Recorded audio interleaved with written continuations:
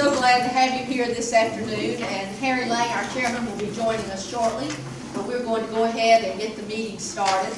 We are here tonight to begin the process of developing a new comprehensive plan for Harris County. The comprehensive plan is a document that many people don't refer to often.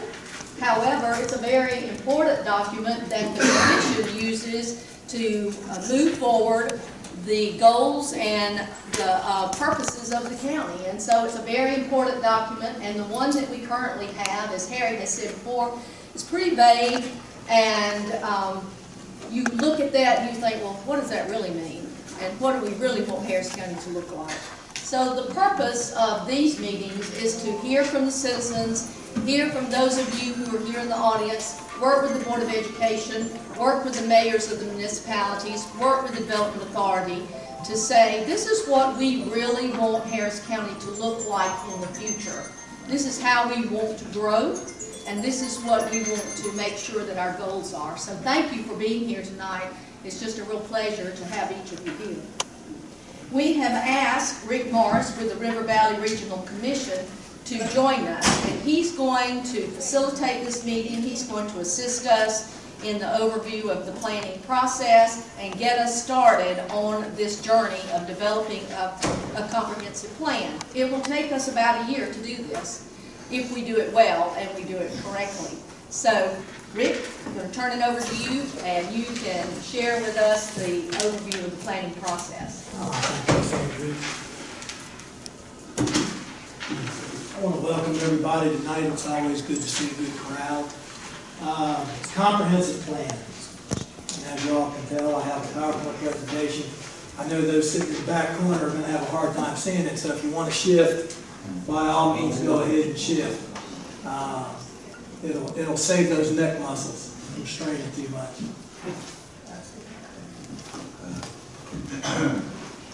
Let me introduce first two of my employees, co-workers I should say. Allison Slocum is our senior planner, historic preservation planner, and Mr. William Briggs, he's our regional planner. He just started the other day, or well, a couple months ago now, from Columbus State, so we're glad to have William with us. Basically, we're just going to go through the comp plan process, or comp plan 101, planning process in general, and how to participate, which obviously is the most important part, and y'all have started us off well tonight by your presence, and thank you once again very much.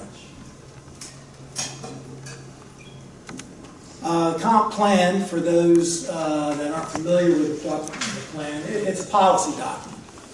And it sets goals, objectives, standards, implementation measures, basically for the land use initiatives that you want to take and things you want to try to implement over the next 20 years.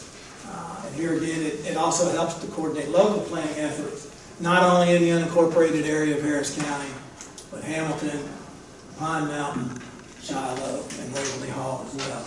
And just to remind you, this is a joint plan process. Tonight's public hearing also applies to all the cities in the community. And from that point on, we're going to try to do as much as jointly as we can so everybody can hear, from the cities can hear what the county's thinking, and from those from the county what they can hear that the citizens of the various communities in Harris County are thinking. And the good part for us, it fulfills state of Georgia requirements as well, which we have to meet every year. Comprehensive plan, it's not a regulation, it's a policy document. It's not an ordinance. It's not zoning. Everybody here does have a zoning ordinance, so there's no reason to tamper with that. Comprehensive plan does not create any new regulations, change existing zoning. You have to go through the zoning process to do that. Alter development rights of any of the property owners here in Harris County or here again in the cities. Once again, it's a policy document, and it's a guideline for future development. We're required to update the plan every 5 years. The last time we did it was 2014. And here again, it was what I call a skinny document. We didn't go into a lot of detail. We were not necessarily requested to go into a lot of detail. And what we hope to do during this process is to drill down a little bit more and get into specific areas where we may want to do some things differently. And those would be areas where you want to possibly encourage growth, not encourage growth, and just add a few more elements that allow you to address those areas accordingly to the needs of everybody in Harris County and, of course, in the cities as well. The plan update, we have to be finished by, well, we have to have it approved by 6/30/2019, and we're on schedule. Obviously, we have over a year here, so we're in good shape on that. So we can spend a lot of time with the plan. The main components, and all of these have already been done, I mean, in the 2014 plan. So within the next couple of months, we'll be taking those documents and making copies, sending those out, putting them on the websites, so you can see the needs and opportunities that were listed for 2014 for Harris County and all the cities. Supporting goals and strategies, objectives. We're only required at a base level just to do the goal structures, but we can obviously go down to objectives and get a little bit more detailed with refining the goals. And mostly, because everybody here has zoning, the plan is a future development guide. And legally, because y'all do have zoning, the better your comprehensive plan is, the better it matches with your zoning ordinances, the better off you are if you ever get sued. And I know I've been participating in a lot of Harris County events since 2004, I believe it is. And there have been a couple lawsuits, and a lot of that all depends on your comprehensive plan and how well it's done and how detailed it is and matches up with your zoning ordinance. So it's very important. One of the bigger items that the state looks at all the time, the Georgia Department of Community Affairs, is a 5-year community work program. We did those in 2014. Obviously, we'll have to update that. And for lack of a better use, it's a skinny down capital improvement program. You know, it has estimates on the cost, and it's just a basic statement, something as benign as let's pave such and such a road. And whenever you do a CDBG, which Harris County's done a couple, it's been a while since Hamilton's done any. Pine Mountain just was awarded a CDBG. They go to that community work program, they meaning the state of Georgia, they go to that community work program and check and make sure it's in your 5-year work program. Public input, and here's what obviously what we need y'all to do, is tell us what you think. Be honest. You know, we're all friends here. At least in the beginning. We might not be at the end, but you never know. Help prioritize needs and opportunities. Help establish community vision for growth. That's the other thing that's big. I leave off every comprehensive plan with the vision for the county or the cities, because that lays the framework for the rest of the plan, and it gives you a very good synopsis of in what direction the citizens of all communities want to head, and help identify desired development patterns.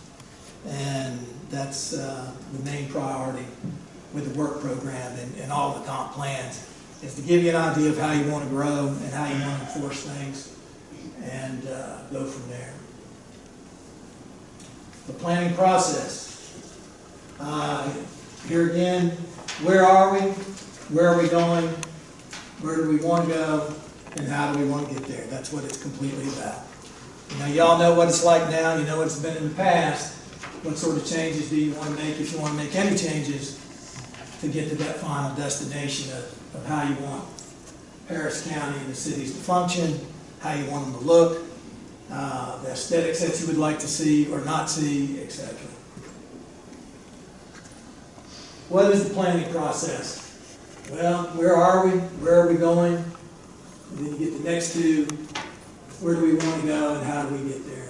First, we start off with a community assessment, and that's just a review of all the demographic data, population, the number of households, racial composition, and on down the line. We don't have to do as much of that as we used to, because that was probably about 100 pages of demographic information. The state allows us to cut that back. But we'll update what we did the last time, add anything that counties or cities would like for us to add, and go from there from the data standpoint. And then we have to review the land use, housing, economic development, transportation, and natural cultural resources elements. And with all of those, you have issues and opportunities, or needs and opportunities associated with those. And then we lay out goals and objectives for each one of those and how you want to address those issues and/or opportunities. And we also they added this about 10 years ago. We have to look at areas requiring special attention. Those are your more areas that may need redevelopment.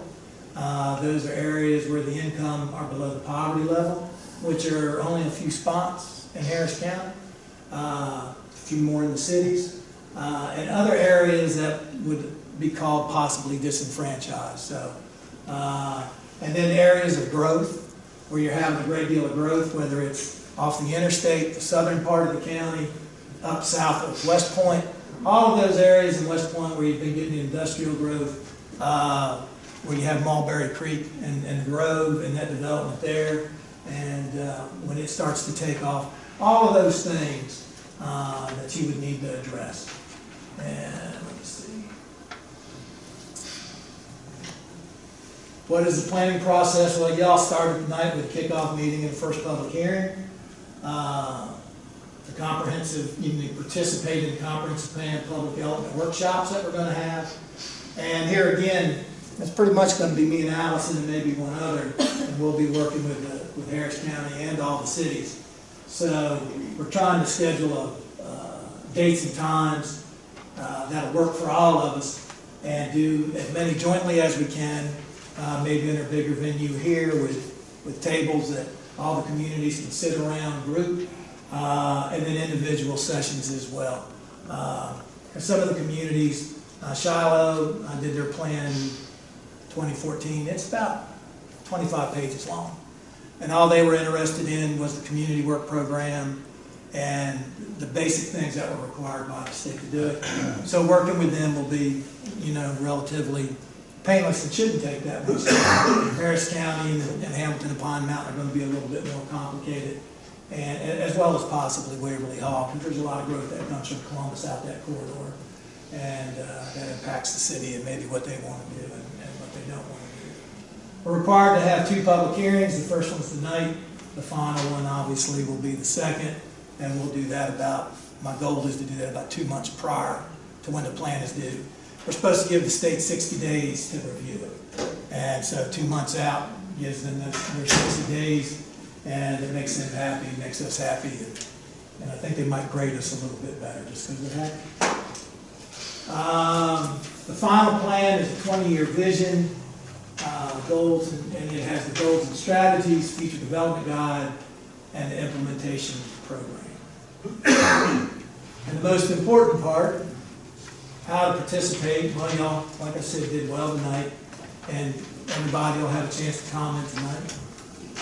How you can participate, provide your contact information using the sign-in sheet. There are 2 sets of sheets. Anybody that came in earlier, if you would sign the Harris County sheet, one that Nancy brought in, that would help as you're going out. Attend upcoming public workshops and participate in stakeholder discussions. One of the things we have to do is identify stakeholders, individuals from the community, the cities, that'll help lead the direction of the plan, and from that, hopefully, maybe create a leadership team that's a little bit smaller and can move a little bit faster than a larger group. So we need to work on that and get that laid out. We need to do that with the county and the cities here soon. I know one of the stakeholders hopefully will be like the Mayor of Pine Mountain, Mr. Jim Trott. We'll do some work with Jim and enjoy working with him. Jim, if you don't want to be, just say so. We'll kick you out. Attend all the workshops. Check Harris County, Hamilton, and Pine Mountain websites for meeting dates. Waverly Hall and Charlotte, I don't believe, have websites. At least we checked and nothing popped up on those. You can contact us at the River Valley Regional Commission. There's the link. I'll leave that up so y'all can copy it.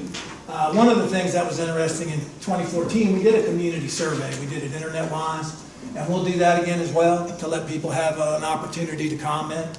I'm very old school. I still believe in snail mail. This allows all of y'all that are more savvy than I when it comes to the internet to go ahead and do everything electronically. And the last thing, which is probably the most important, is tell your friends. Let people know when we're going to meet. Like I said, we have a tentative meeting scheduled. The draft copy, we were going to meet about once a month until the beginning of March, I believe it is. We won't know the specific dates until I can get with the cities and set their timelines and what we can do jointly and what we can't. And then once we get that all configured, we'll post all the dates. And if you have any question ever, like you can call Nancy at the county, Diane at Hamilton, Betsy in Pine Mountain, and the clerks in Waverly Hall, Kim in Waverly Hall, and the clerk in Shiloh, her name unfortunately escapes me right now. But just call the clerks and they'll have the information, and it'll be on our website as well at the Valley Regional Commission. There's the contact list. If y'all need me to print that out for you at some point in time, I'll be glad to do that. We can leave some with the cities as well as the county. And with that, that's my presentation. Thank you. We appreciate you being here tonight. Thank you for having me. And so the purpose of this meeting is that it is a public hearing. So at this time, I'll open the public hearing. We will recognize those of you who are here in the audience that would like to come forward, tell us your concerns, tell us what you're interested in, tell us what you want to see Harris County look like in the next 20 years when we get to the end of this plan and we're moving forward. We've heard a lot of discussion as we've approved some subdivisions recently that we're losing the rural nature of our county. We've heard some of that. We've heard no more development. We've heard, we need development, but it has to be planned. So we want to hear what you have to say about that. So at this time, I'll open the public hearing. When you come forward, if you'll please give us your name and your address and your position if you are with the Board of Education or a mayor of a municipality or whatever brings you here. If you're just an interested citizen, let us know that too. So we'll begin at this time.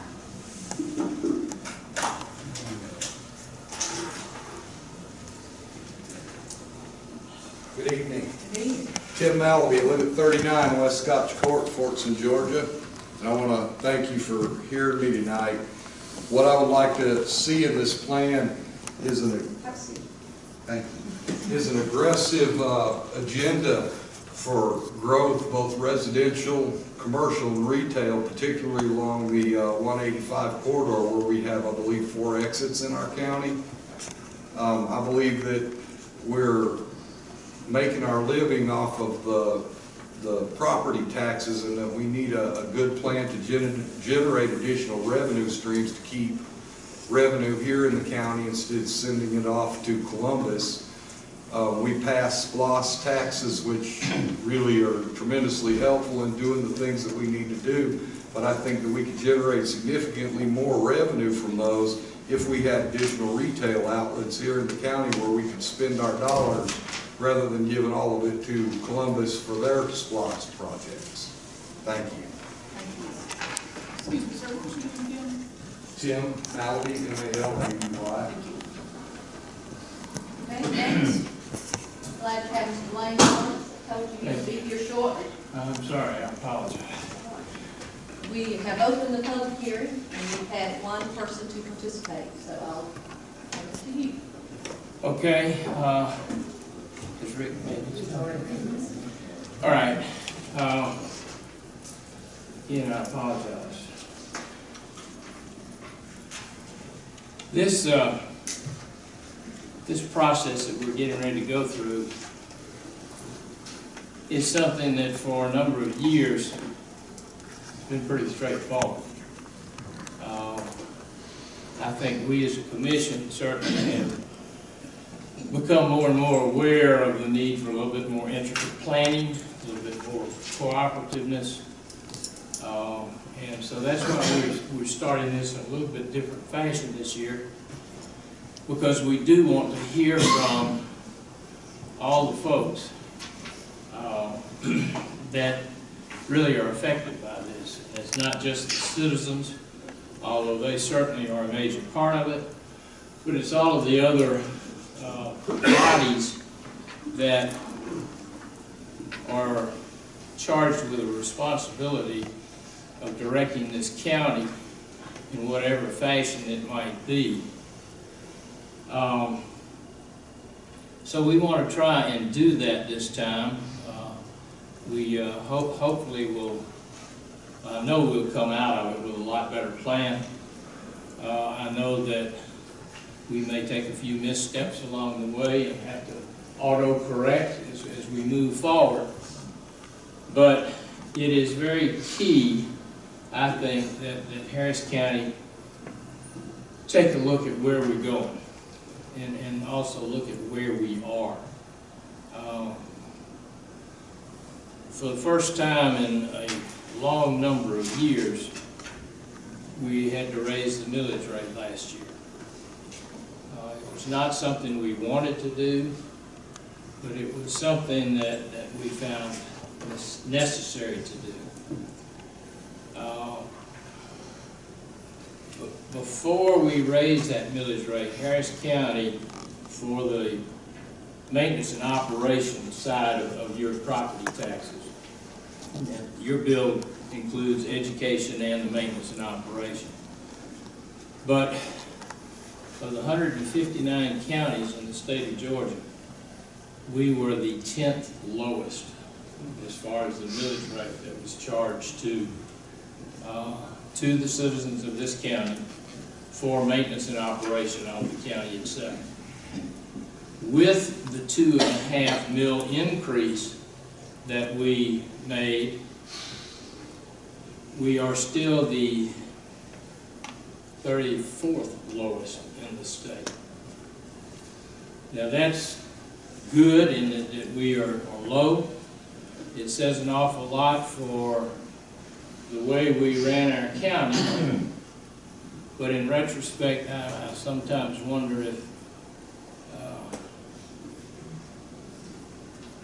about the wisdom of trying to do that.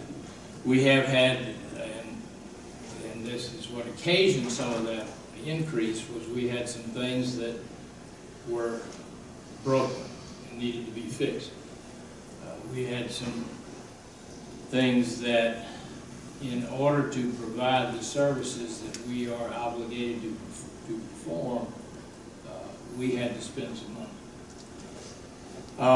It is our charge this year that we not increase that millage rate, and that we're trying to do that. Mr. Dowling has been asked to prepare a budget for us that does not call for an increase, and so but we do need to look ahead.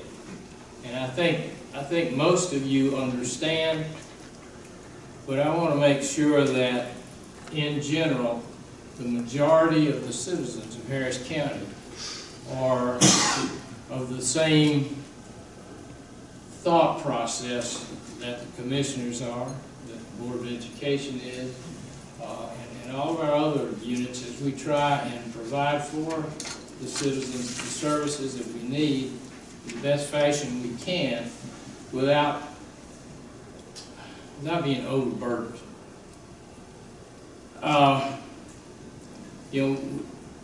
Recently there have been some public hearings about rezonings and whatnot, and those have brought forward some good points.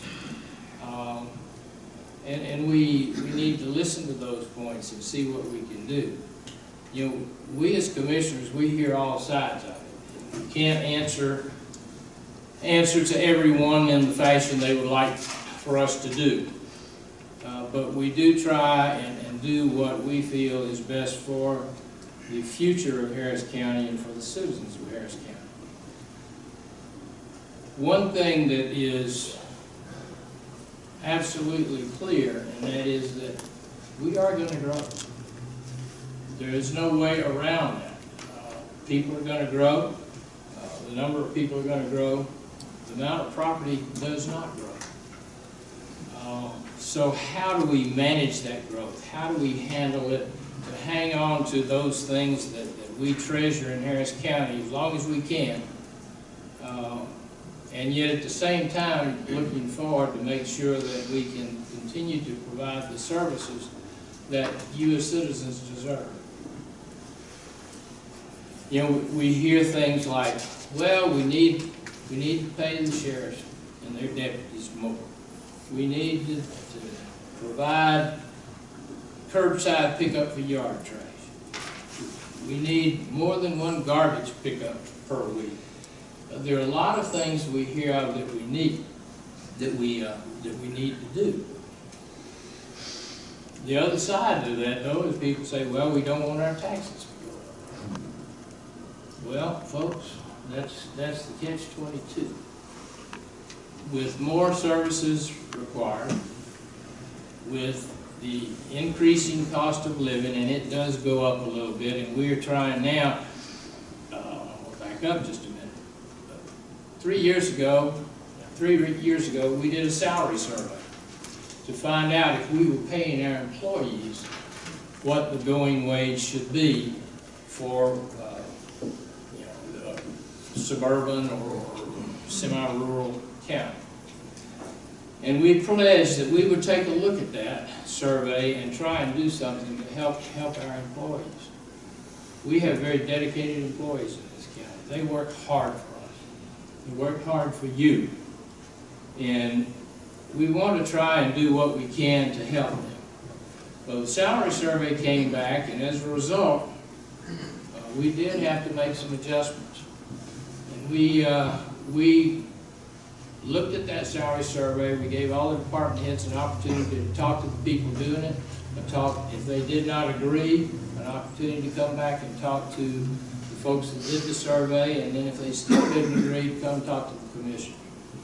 So we adopted a new salaries setup, and part of that system is we agreed that each year, whatever the consumer price index was, whatever that increase or decrease might have been, whatever it was, that we were going to at least we were going to raise all of the ranges so that the low point for the salary would be raised. If it was 2%, it would be raised 2%. So we would keep up with that.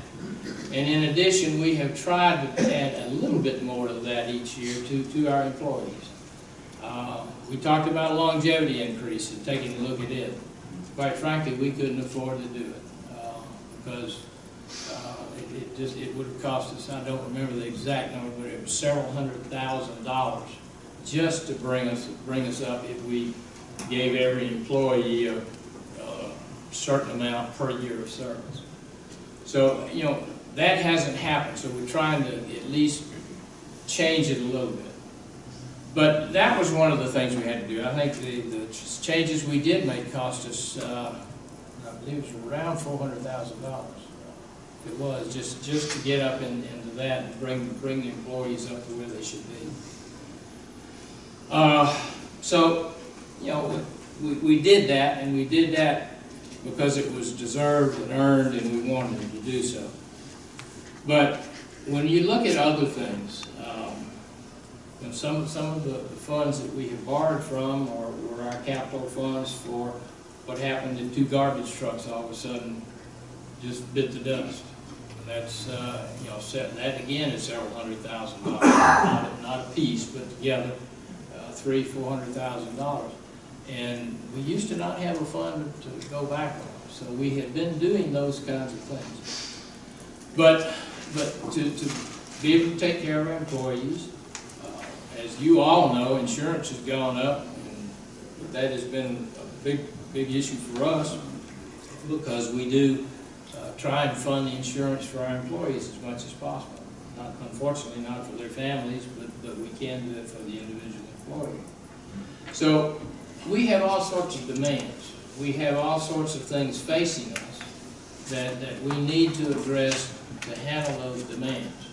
Some people, when we start talking, well, you're going to have more people, and more people, yes, you will get more taxes from them, but do they pay their way when they come in?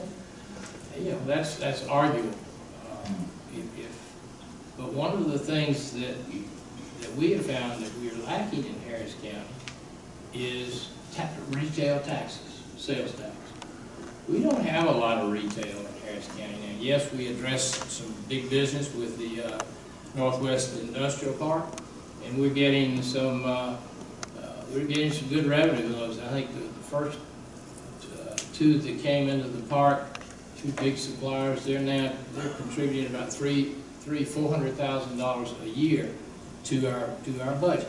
Not the operations budget. Part of it is the school board budget too. And they, up until we had this last increase, the school board was getting about 75% of your homeowner's taxes. And we ran the county on about 25% of what your bill was. With the 2.5 increase, it's closer to 2/3 now. But it's still, you know, they have demands too. We need to look ahead. We have to put in water lines. We're replacing water lines. They wear out. They're expensive. We're trying to do our best to negotiate and get those costs taken care of wherever possible. But, you know, all right, if you want to give the employees more money, how are we going to get it? With the structure we have now, we don't get it. We don't get it. You say, okay, well, let's get more taxes. Let's get more small businesses in here. Love to. Why are small businesses going to come to an area? Why is any business going to come to an area? Because there are a lot of households there that will come in and shop and spend their money. So that's a problem too. You've got to have rooftops, in their vernacular. You've got to have rooftops to attract businesses, even small businesses. And we've had far too many small businesses leave this county because they can't make a decent profit. So I think we kind of look at all of this. We look at the needs of this county and we say, all right, we've got to address these. We've got to let the citizens know what we're trying to do. Let them have a say in what they're trying to do. So that we can move forward and put Harris County, keep Harris County as much of where we want it to be. We want to try and keep that, but we do have to realize that financial obligation to do so. So this time around with the comp plan, we're going to address that, and we're going to have all of the major entities in this county involved in it, and certainly the citizens. And Susan, I don't know how you started and you got citizens to begin talking. This certainly cannot be tonight in a 2-hour session, a forum to get down into the weeds of all the little things that we need to talk about and all the things we need to do. But it can be a forum tonight, and we very much want it to be a forum to identify major issues, and I hope to leave here tonight with a whole lot of those issues on board. I think we also need to, number one, agree that this is a good direction to go, and are we on board with this? And certainly we can't have a room full of people meet and reach some kind of resolution.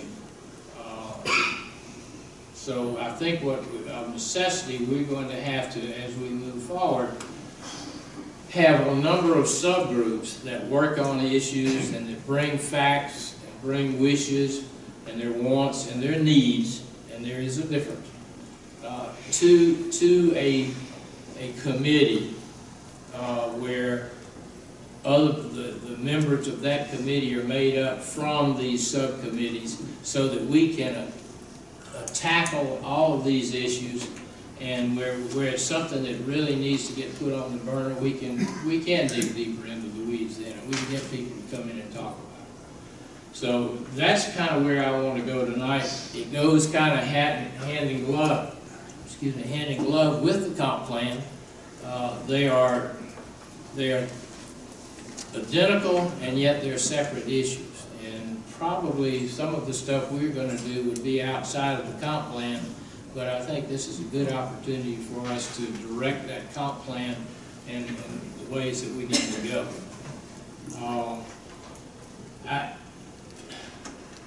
I know that I'm looking out and I see the members of the Development Authority here, the members of the school board here, there are members of the Planning Commission here, there are members of, some of the mayors are here, and Chamber of Commerce here, but then some of the other people that of those groups, and then I see citizens here. And I think this is very critical, and I would certainly welcome any comments as to whether you, in your comments, whether you think we're going in the right direction, if this is something that will be workable. It may not be perfect, I don't know that, but at least it's going to be an attempt to put those things out and to try and develop the way in which you would like to see Harris County grow. It is going to grow. It's starting to pick back up again. As President Langston said in the forum the other night, we're by far away from our highest growing year, which was 449 new housing, single-family housing permits in a year. That occurred back in 2007, I believe. We fell to below 100 a year, and we're still below 200 a year. We may get across that this year, so it's coming back, but it's coming back slow. So as we go through and address your comments to us tonight, let's see if you would make a comment on if you think we're going in the right direction. And we have a time set aside that this public hearing will end about 7:30, and we want to try and adhere to that as much as possible. But I hope that you will listen. We certainly will listen, and then there's going to be a lot of work ahead for all of the groups that are the leadership of this county, in one way or another, and also for the citizens too, to bring their comments and questions to. So with that, I will then continue ahead with where you were and entertain any comments that folks might want to make.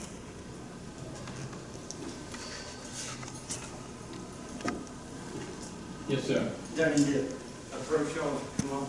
Yeah, if you would please come up and state your name and your address. Good evening, Patrick Calloway, 3295 Highway 116. Thank you all for having this meeting. I think to answer your question, y'all are going in the right direction. And I think these type of meetings are very constructive and helpful for those of us who want to get more information, and just for all stakeholders involved.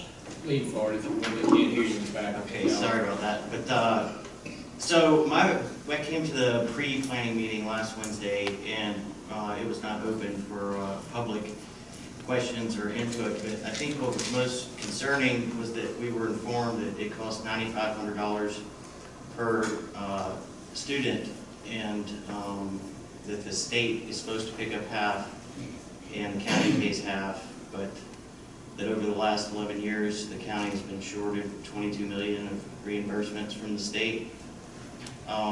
It would have been nice to get a little more color from the school board representative on exactly why that is, but what that brings me to is that for these newer developments where there's 2 children per household, and that's not an official number, but just an observation, that puts a almost $18,500, $19,000 burden.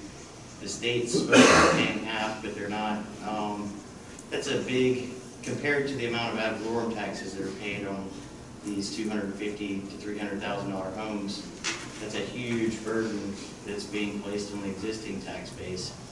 And with this high school at least being over capacity, and I know this is a little bit outside the commissioner's realm, but you'll certainly have the ability to control the number of new permits issued or new developments. It seems like an inevitable equation for continued tax increases for the county, and I think that was one of the big concerns that for me that came out of the meeting. we all do realize that growth is inevitable, but I think that's something that would be nice to get a better understanding on for the public. But also in the budget, I know y'all have been at a disadvantage with the turnover in the financial manager role. I forget the gentleman's name, but reporting has been lagging, so it's been difficult for y'all to keep accountable.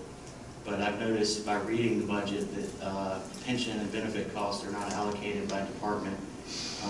It's just appears to be a lump sum deal, so it would be very difficult or impossible to actually drill down what the comp package really looks like. For the example of like the water and sewer department, you know, they have to set their rates based on their costs, but they probably have no way to figure out exactly what their health insurance and the pension benefits are costing to accurately set those to be a break even or whatnot.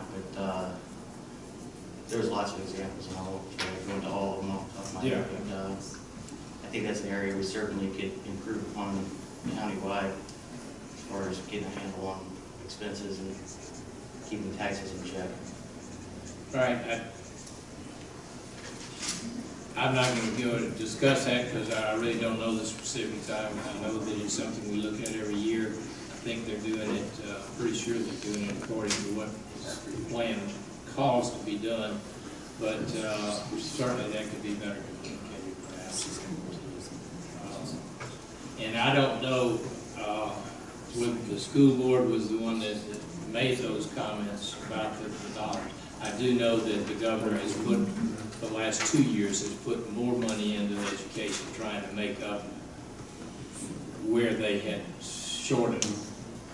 So they are working on that, but that's part of the issue, and it kind of tumbles down. I know as part of county commissioners across the state, always talking to the legislatures about unfunded mandates, passing something in Atlanta and saying, oh, well, the counties can pay for it. It might be a worthy thought, but it hurts. You know, you can only do so much. But I appreciate your comments. I think that's some of the things that we need. One of the things we need to look at is with the school board, also their growth patterns and where, those kinds of things. And I guess lastly, the plan, as I read it, if I recall correctly, most of the citizens or the feedback was that they wanted to maintain their rural identity and see little growth or planned growth. And I'm curious if going forward with the new plan, there can be ordinance to, I guess, hold accountability to the development and whatever it is that the plan determines is the best path forward. That's, I mean, you know, anything can be put on the table. Let me just say that as we get into this, I think we need to look at each and every concern and see how it fits into the package and which way we go. We alone don't control our growth. Surrounding areas grow, then folks begin to come here or try, either because they want to be here, or because they want to get away from where they are. So can you say no growth? No. I mean, it would, well, maybe we could, and I don't know legally whether we could, and our county attorney is not here tonight. Matter of fact, he's having back surgery tomorrow. So, but the consequence of saying no growth or slowing your growth down to something short of what we're doing now, that affects what you're going to be able to, who's going to come, you know, where you're going to get services, who's going to provide the stores around here, who's going to provide the taxes. So that's part of the problem too. But thank you. Appreciate your comments.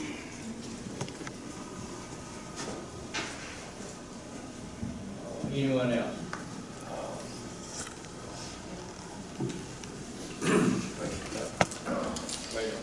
Hi, my name is Ken Napier. I have lived in Harris County about 20 years. My questions really are more to the plan. They're kind of questions as to content. You made a statement about it was going to be a policy document.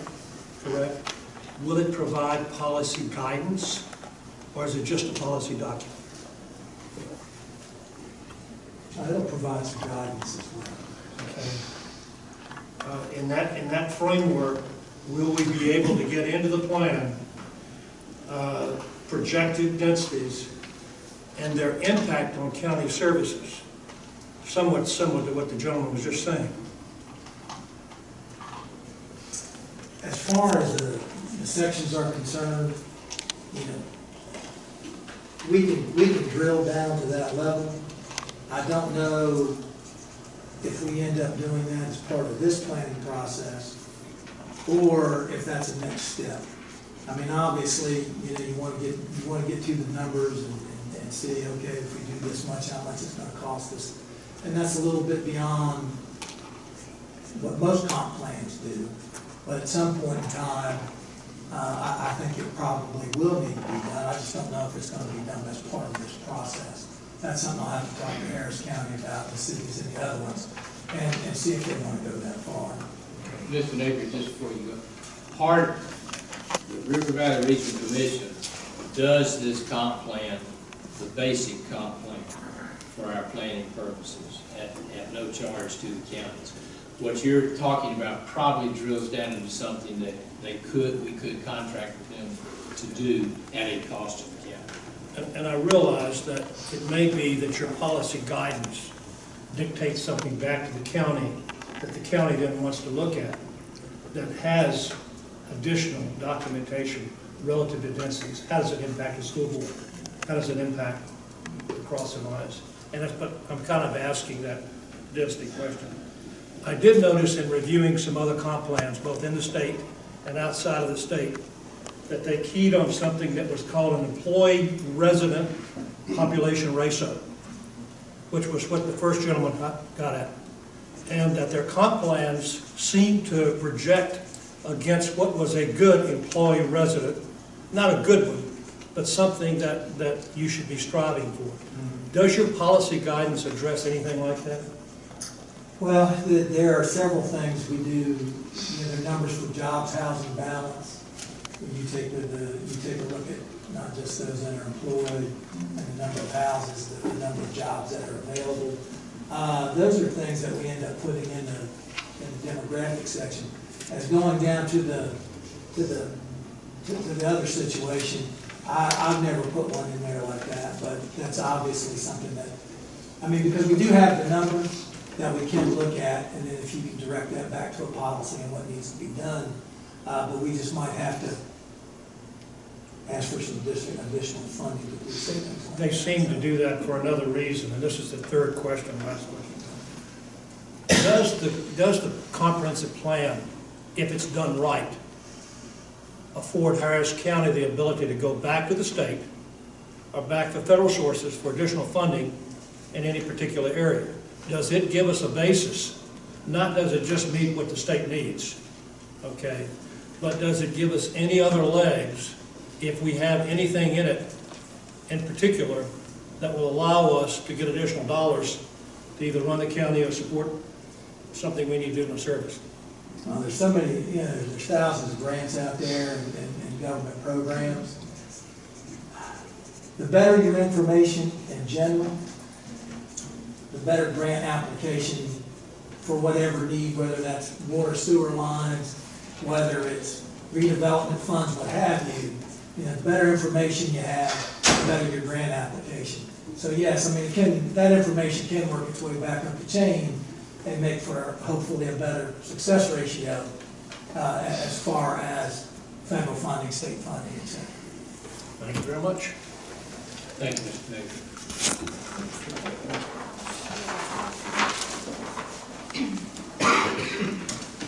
Hi, I'm Megan Gunther. I live at 111 Hamilton Mulberry Grove Road, and I'm a citizen here.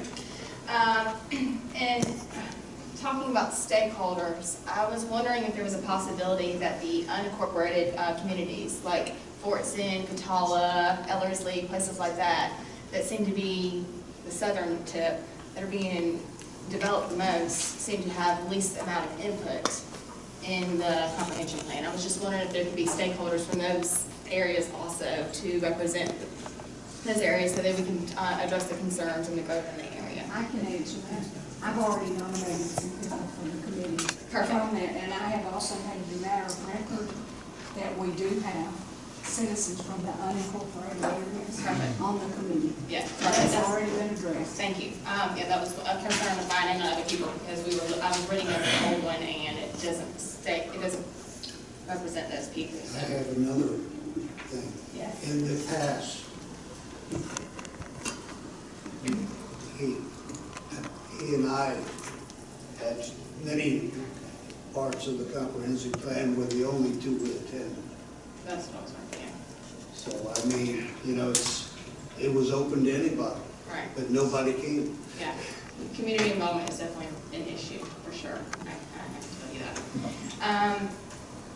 Bigger concerns, and I don't really know how Mr. Lang talked about this, communication between the departments. I think the residents find it very important that we start talking to one another. It would have been very important to know that the Board of Education was being shorted by the state when we're approving developments. And to know where the Sheriff's Department stands, where EMS stands, where fire, our volunteer firefighters stand, even things like rec and animal control, those are all affected by growth. And so I think it'd be important to address development in the future and have more communication. I brought this up at another meeting that Troup County does a rating system for developments, medium and large size residential developments, where each entity is asked to rate on a scale of 1 to 10, and they evaluate, can the elementary school handle it, can the middle and high school handle it. It's a grading scale, and it's on the website. But I thought it was very smart the way that they look at it, and then that kind of just tells you, yes, that we can handle it in the growth, but this is going to put a strain on the Sheriff's Department, or the elementary school and middle schools, Creekside can handle it, but the high school cannot handle any more growth. So I thought that was important to address with moving forward in other development. I'd love to see, and I know it's probably not in the budget, but I'd love to see like an economical or county planner as a whole, somebody that's an outsider looking in, kind of looking and trying to look at growth. We do need growth other than residential growth. I agree with that. I may not agree with the direction of commercial development as much. There are places like Serenbe, which is not far from here, that does a really good job with maintaining their rural integrity. It's mostly rural. They focus on a lot of arts and local restaurants, local business owners, and things like that. I wish we would mimic towards more developments and communities like that instead of looking towards Troup County and to Muskogee County and how they grow. We have the rare opportunity to not ruin our county with commercial development, and I think we can be smart. Not that we don't need commercial development, but I think we could be smart into looking at other areas so we don't grow in the wrong direction. And like you said, we have this land mass, and we can't get any larger, we can't get any more land. Once we start developing it and selling it to these developers, we lose what everyone in the last comprehensive plan said that they wanted to keep the rural integrity and wanted to make sure we didn't overdevelop. And they don't want commercial, and I understand people don't want their taxes to move forward, so we need the balance, but I would like to see that. I'd also love to consider recreation in the future. New Mountain Hill is an issue, and this has been an issue today. People are talking about baseball fields and things like that, and the strain new developments put on the rec center. The New Mountain Hill community doesn't have a baseball field. And I know there's things that go along with that, and there's issues that that's not what I want to talk about. But we just approved 2 large developments in the Mountain Hill district. Those kids, I think it's 162 homes we just approved within the last couple of years, one this year. And that will bring in a lot of kids and with less places for them to play sports. For school board, I just want to touch on this. I went to that meeting, planning meeting last week also, and the school board talked about how they base their budget on 3-bedroom, 2-bath houses with 2 students living in there. I think in the past it was probably smart and probably fine, but the new development with, that's coming in are much larger homes with 5 and 6 bedrooms. That could flip the scale on our demographics in Harris County, because we are marketing ourselves more to families now and less to retirees. I think it's safe to say that most retirees are not going to buy a 2-story, 3,000 square foot house. So we're definitely marketing ourselves towards families with these new developments. So this could ultimately change our demographic and change the way our county is ran. It also is growing a lot faster recently, so I just wanted to make sure that we start thinking about, and we already touched on this, so I'm not going to keep going over it, about just making sure that we're not straining our departments as much. So I think that's it that I had. Thank you, Mika. Appreciate it.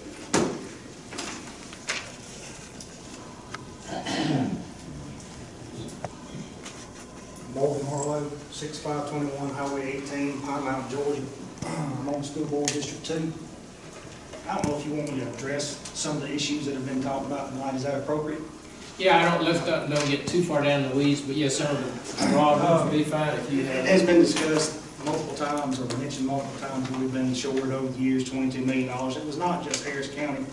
It was statewide, as they were reducing the QB. They have restored that funding this year. They should be back. But as they've done it, they've taken away a few things as well. A couple of years ago, as they gave us back some, then they stopped funding the benefits for bus drivers and cafeteria workers. So we had to pick that up without going up on the millage rates. We've been able to come back on the teachers, and all the employees were furloughed for several days. We've been able to fully restore that. And we've been able, last year, Tim, was it last year, we were able to give the first raise that they've had in several years. So we've been able to accomplish those things without going up on the millage rates. We are, I will say, as the board and the entire district, we are in full agreement that there needs to be more communication. We've asked for that in the past. It doesn't seem to happen a whole lot, but we have asked for those meetings. We were told to provide a list, and we would be gotten back to, and to me, that's not cooperation. If we're going to grow as a county, if we're going to figure this out, it's going to take everybody. It's going to take, you've heard it from all of them. You've heard it about fire, EMS, you've heard it from the school boards.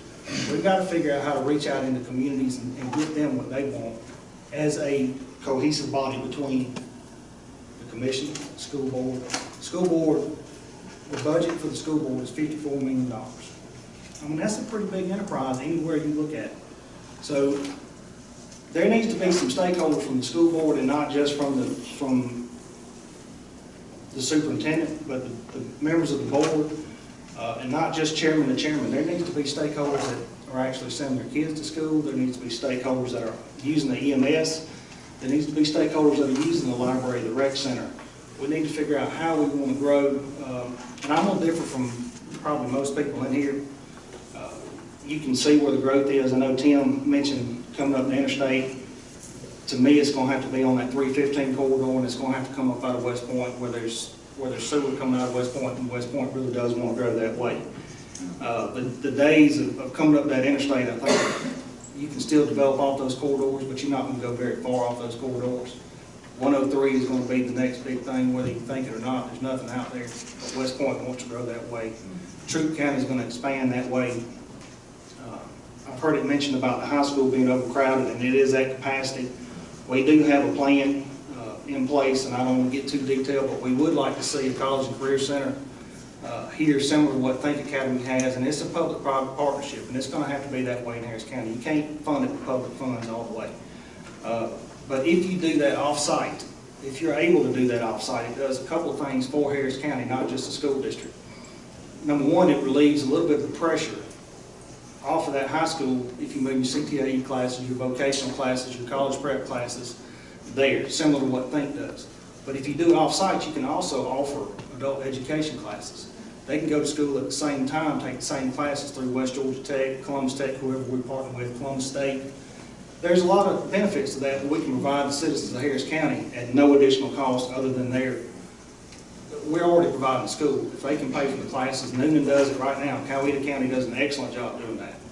I went into a dental hygienist class, dental assistant class, and there were adults and students in there at the same time, but it's off campus, so you don't have those security concerns that you would have right now. I know security is a big issue, and we're looking at that heavily, but I encourage anybody to come to the school board meeting. It's a $54 million enterprise that y'all are funding.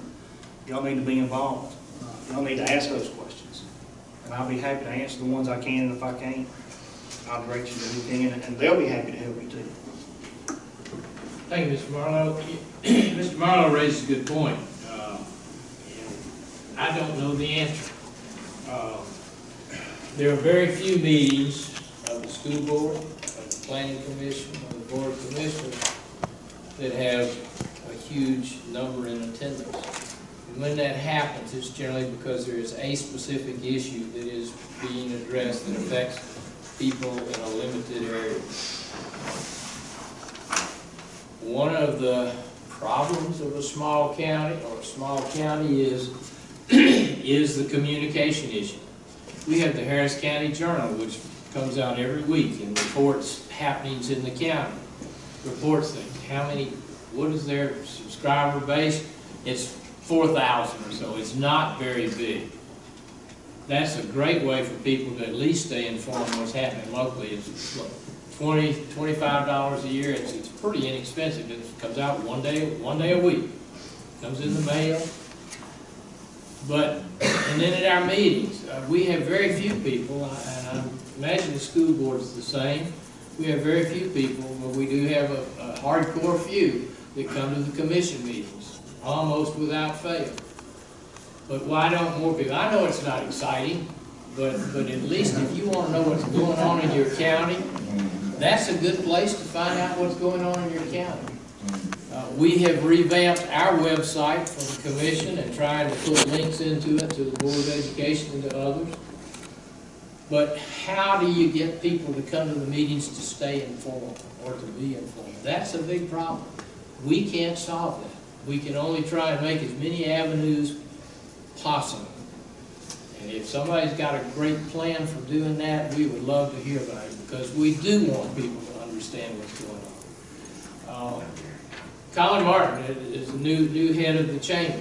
Colin brings with him some economic development expertise that we have not had in a good while. And Colin is, and the chamber is going to begin to shoulder more and more of that responsibility. They have, business after hours meetings. You can join the chamber just as a civic member if you want to. There are a number of ways, if you truly want to be informed what's going on in Harris County, you can do so. I think there's some other things that we could begin to do. Years ago, and Ms. McMichael will remember this, and I don't think any of the others on this commission were on the commission when we did this, other than myself, is we used to have an local elected officials dinner. Once a quarter? Something like that, where school board, Board of Education, Board of Commissioners, Planning Commission, and actually in some of our neighboring counties could come and talk about what was going on and keep each other apprised a little bit. Mr. Marlowe mentioned just one of the things that I had mentioned earlier, unfunded mandates. School board Georgia gave them back some money, but then pushed some other costs back down on the school board. It happens all the way through. And understandably so. I mean, where are you going to pay your taxes? You're going to pay them locally, you're going to pay them to the state, or are you going to pay them to the feds? So those are some things that do, but we really need communication. We want communication. And I don't want to be making disparaging remarks, but a lot of some of the information going about some of the recent rezonings or issues has been born of rumors. That had people talked and found out what was going on, I think people still would have been interested. I'd love for people to be interested, but at least be interested with the right information. Because that helps. Instead of having to spend time correcting what is misinformation, you can get to the heart of the matter. So if y'all want to take a part in this and be proactive in doing things for this county and for you and your children's future, you've got to get involved, and you've got to let folks know, people who know what you're feeling, what your concerns are. And if we need to get together, I mean, you know, we can always get together on particular subjects when they come about. Sorry, anyone else want to make some comments? Let me ask this question while somebody's thinking if they want to get up and talk about it. Are there any people here who disagree that we need to do what we're kind of talking about at this point in time?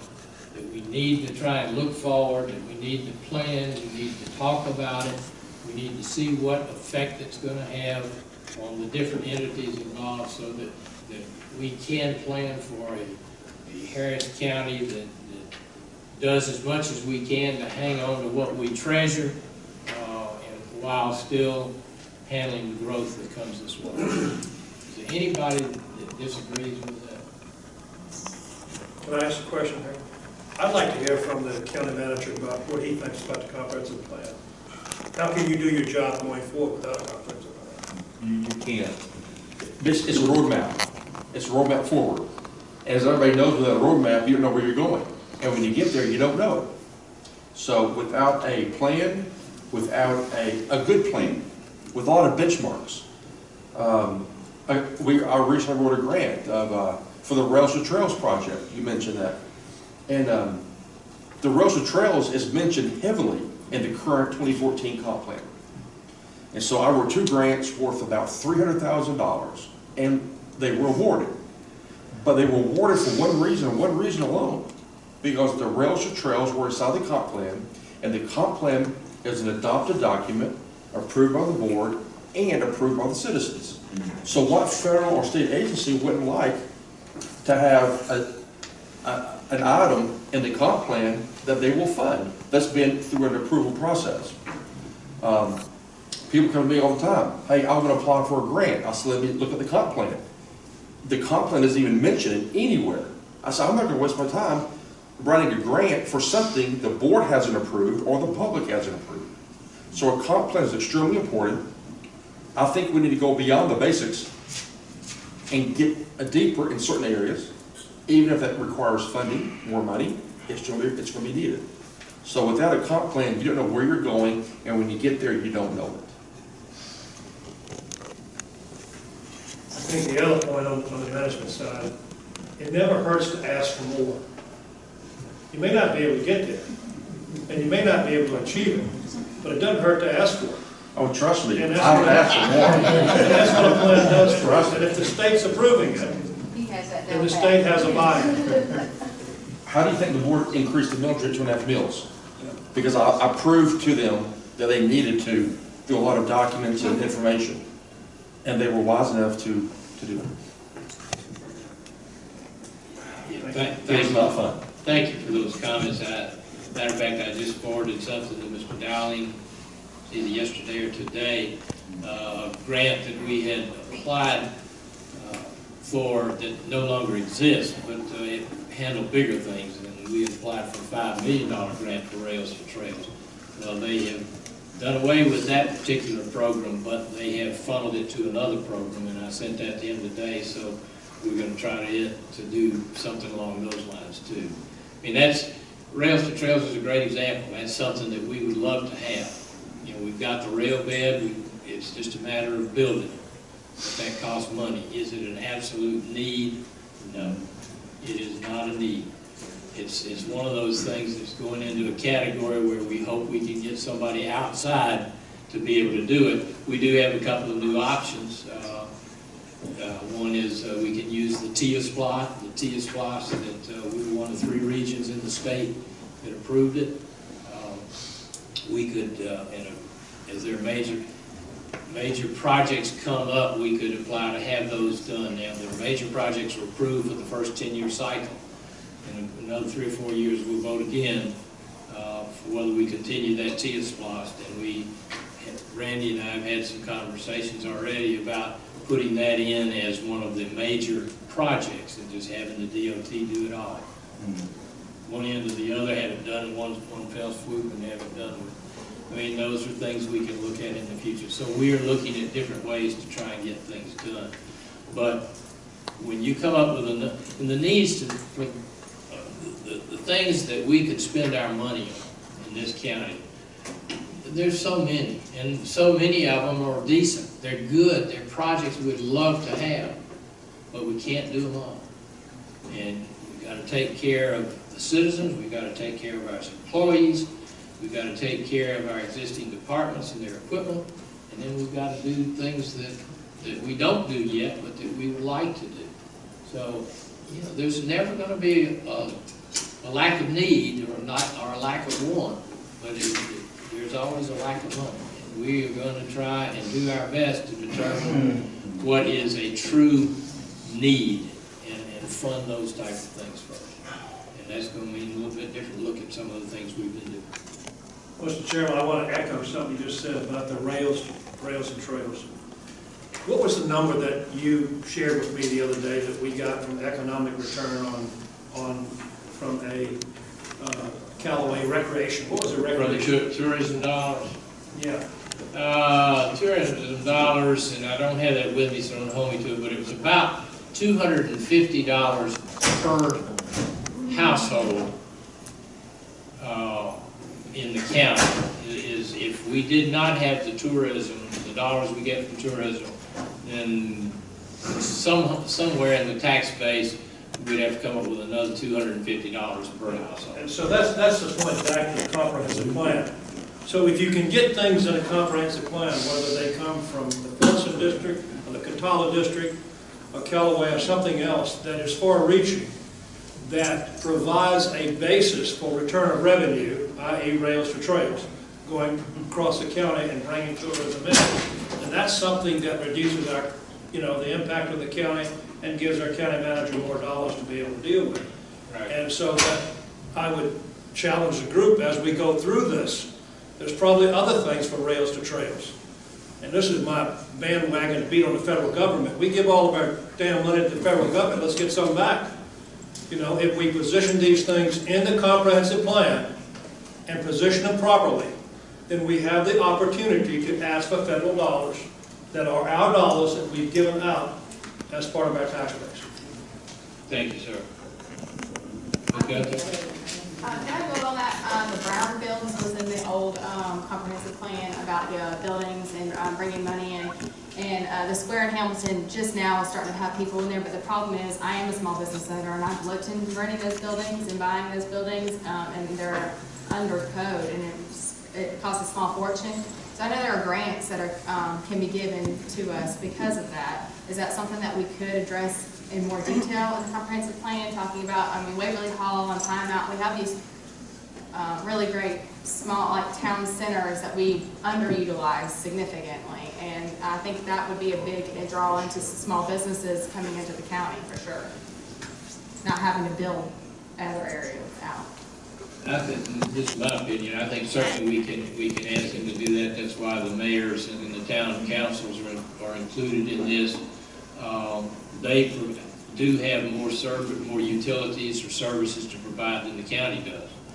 But do they have a lot of extra capacity? I don't know. Or do they even want to grow and prosper a little bit more to be able to fund that? And that's part of the questions I have for the mayors and the town councils. Do you want to grow? If so, where? How? Can you fund it with what you've got? Do you need some help? In the county, obviously, we're struggling to do our own, but can we use the county as maybe a vehicle to kind of help the county through helping the cities? I think that's certainly something that I would like to hear from each one of the cities. What do they need?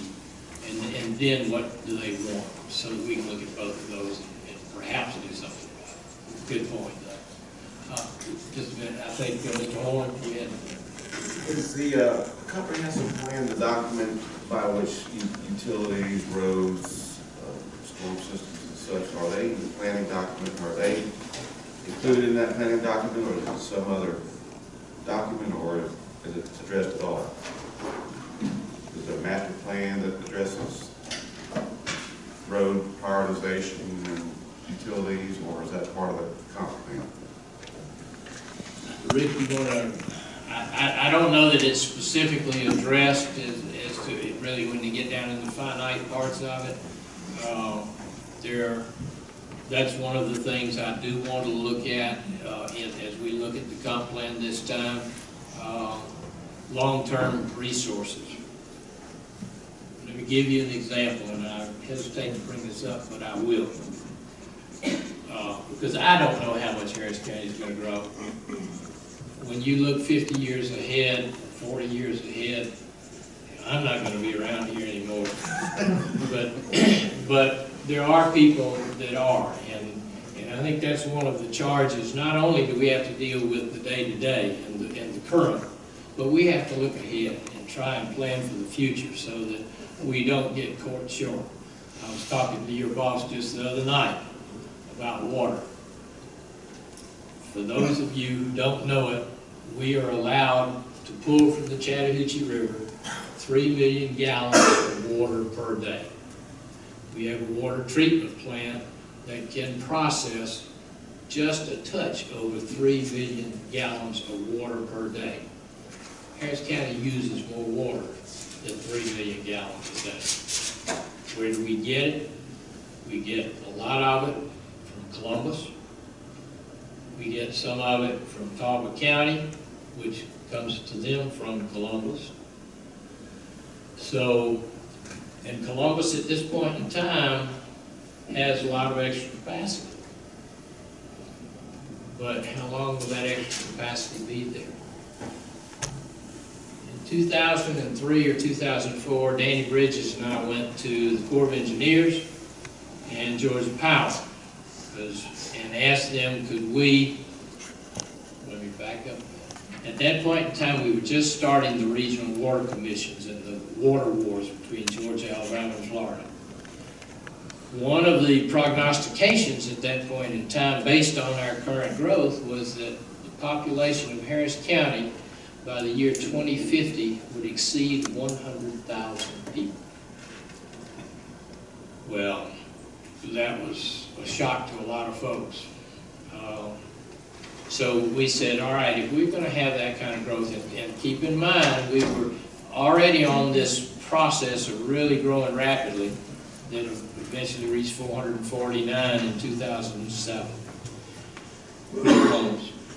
We asked the Corps, could we increase our capacity fourfold to 12 million gallons a day, which we felt would stand Harris County in good stead, certainly to 2050 and on. They came back to us and said, no. The most, we will let you double it to 6 million gallons a day. Well, 6 million gallons a day would have covered us up to maybe just a little bit in the future from where we are now. But the cost to expand our water treatment plant, we'd never get it back. I mean, it was just one of those kind of things. Then their next comment was, well, if you get Columbus to give up some of theirs, we'll let you have it. Well, that wasn't going to happen either. So, but we have talked to and will be having discussions with Columbus Waterworks, because I want to make sure that Harris County does have water 40, 50, 60 years from now. And right now, the only way we could do that would be to go through Columbus Waterworks. So I think we need to sit down and have a discussion, and I've had that discussion with their president, that we need to talk about guaranteeing Harris County a certain number of gallons. To get that, we might have to pay a little bit more for water. But I think it's something that if I'm really concerned, and I am, if we continue to grow, what Harris County is going to do for water in the future, we need to take care of that now, or certainly within the next few years. So those are one of the things. Now I will say that since the bust, that number has greatly changed, and now they're looking at the population in Harris County. They're estimating that probably by 2050 we might be around 60,000, but that's still twice what we are now. So, but I think those are some of the issues that we need to address in our comp plan. And the comp plan is basically for the next 5 years, but we need to be putting some things in place to make sure that Harris County does well. That's you. One of the things I was thinking of when you think about your comprehensive plan is a person who is good at getting people to volunteer. I know that sounds funny when you're talking about spending money, but we have a wealth of people in Harris County who are retired, as well as a wealth of young people. And I've seen this done other places where you get somebody who's just really good at rounding up people to do things. I know I just did it on a small basis on the street I live in. I got the kids in the neighborhood to put on gloves and we picked up garbage on our street. But if you have somebody, if you have a position that's for volunteerism, there's a million things that you can get done just by kind of encouraging the people of Harris County to love their county and participate in things that need done without spending a lot of money on it. Because we do love our county and we do want things to be better. And it would cost a lot less just if we would participate in the upkeep of our county. And maybe just somebody in that position could do that. And that was just a thought that I had. Thank you for your comment.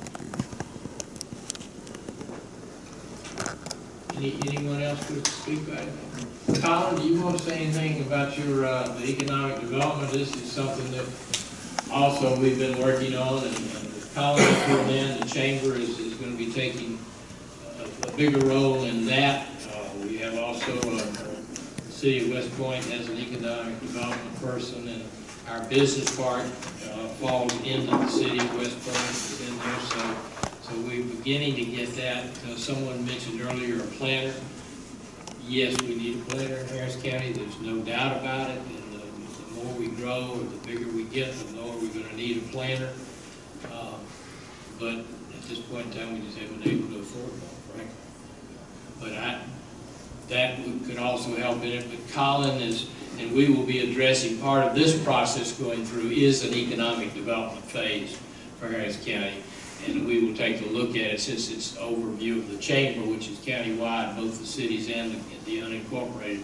We'll be looking at ways to how we address that, how we utilize our cities as well as spaces in the county. But why don't you just go ahead? Thank you, Mr. Chairman. Thank you, members of the commission tonight for inviting us to participate.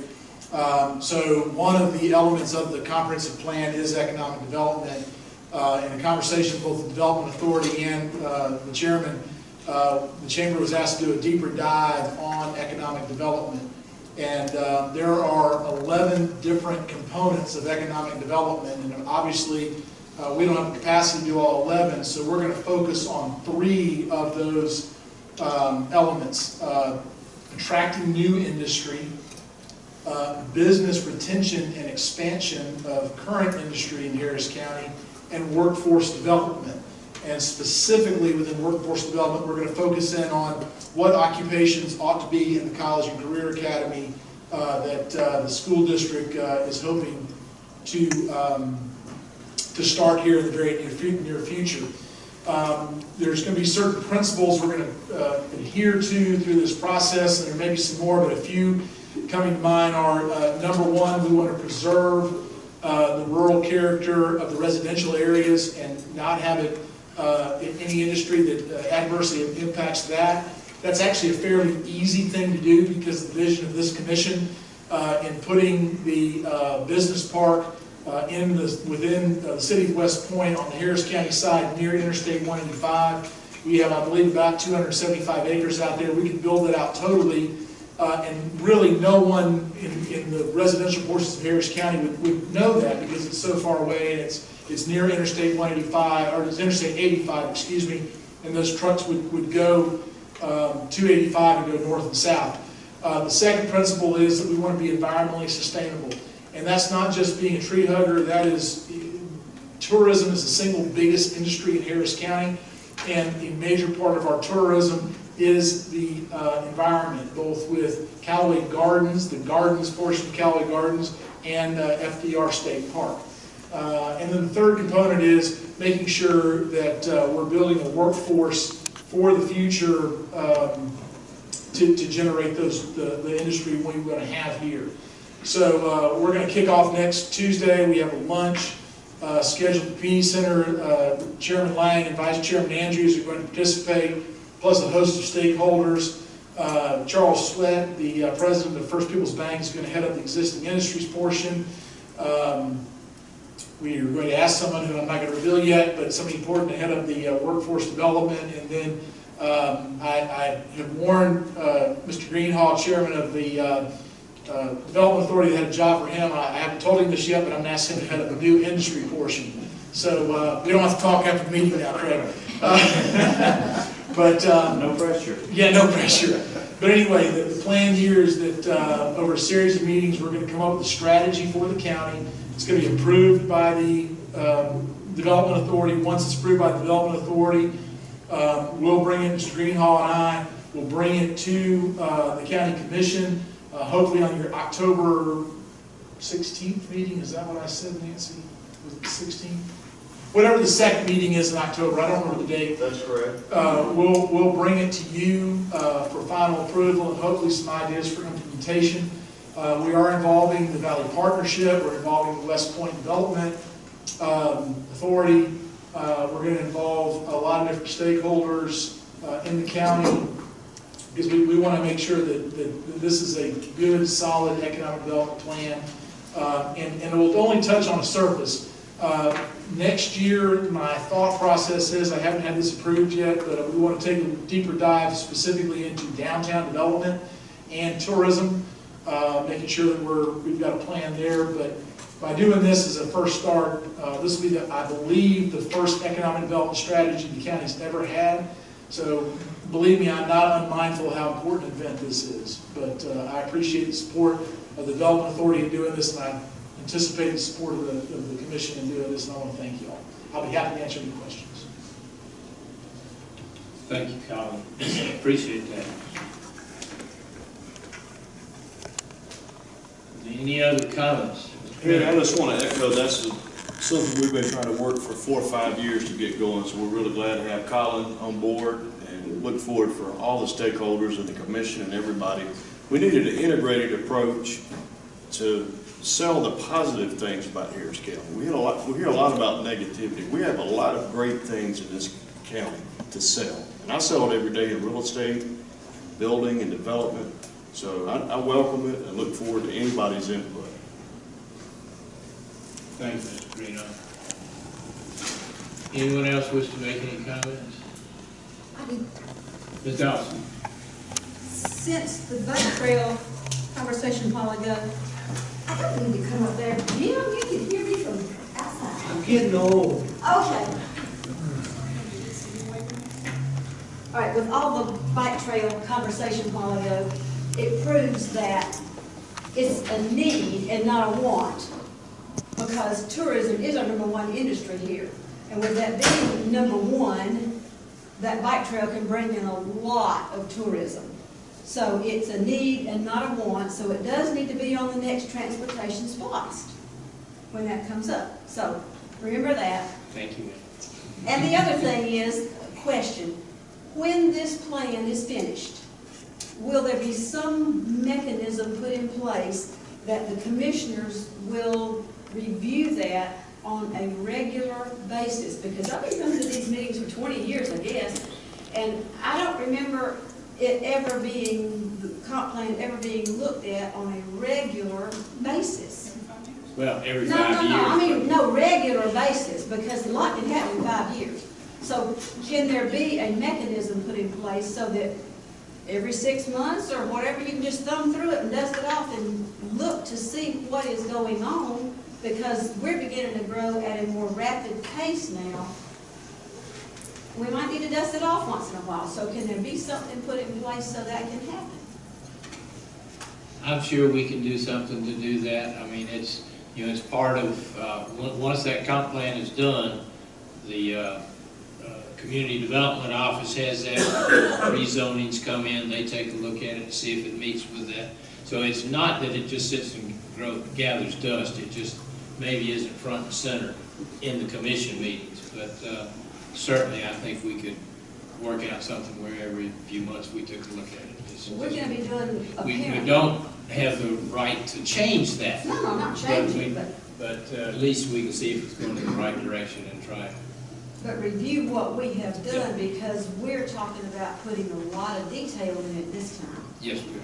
Where before, we tried our best not to put any detail in it, and now we're gonna detail it, so Yeah. it would just make a whole lot more sense to review it periodically, because it's gonna be a lot bigger. Yes, probably will be. Linda, I appreciate you bringing that to the table. I think it's important that every year, our county manager said that we will have benchmarks in it. So every year in the budget process, we need to review comprehensive plan and say, okay, what did we say we were going to do, and is this the year to do that? And I think at least annually in the budget process, that would be a good time to review it. And did we do it, or did we fall behind? That's right. Yeah. Good point, thank you. Eric, could you kind of give some context on what the average citizen with a $200,000 to $250,000 house, what kind of benefits they get for their tax dollars? I don't think it really doesn't make any difference what the dollar value of the house is. Because all of the ad valorem taxes go into the county budget.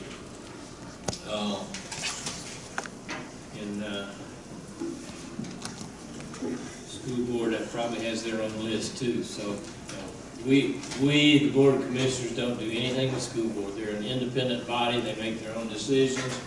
And so, but cooperation with them, sharing information with them is certainly something we would like to do and continue doing. I'm not going to go into detail, Craig, because it goes on and on and on. But things that get paid for out of that 25% of the taxes you pay, you get a police sheriff's department. 3.1 million, You get an EMS department. 1.6 or 1.8 million. You get road department. You get some stipends and then purchases of equipment going to the volunteer fire departments. You get the elections, keeping voter registration in all the elections. You get water. You get garbage pickup.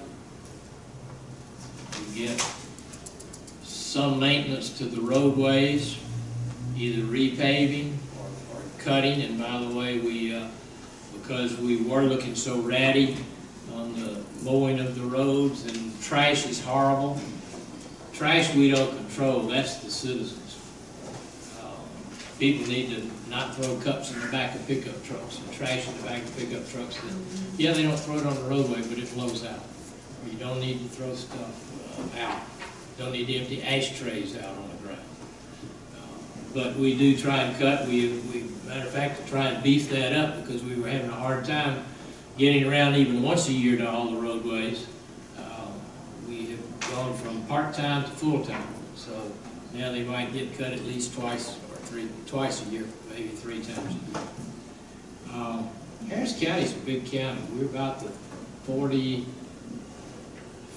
45th largest county in the state, I think, 39th, something along those lines, with only 30,000 people. So we've got a lot to do.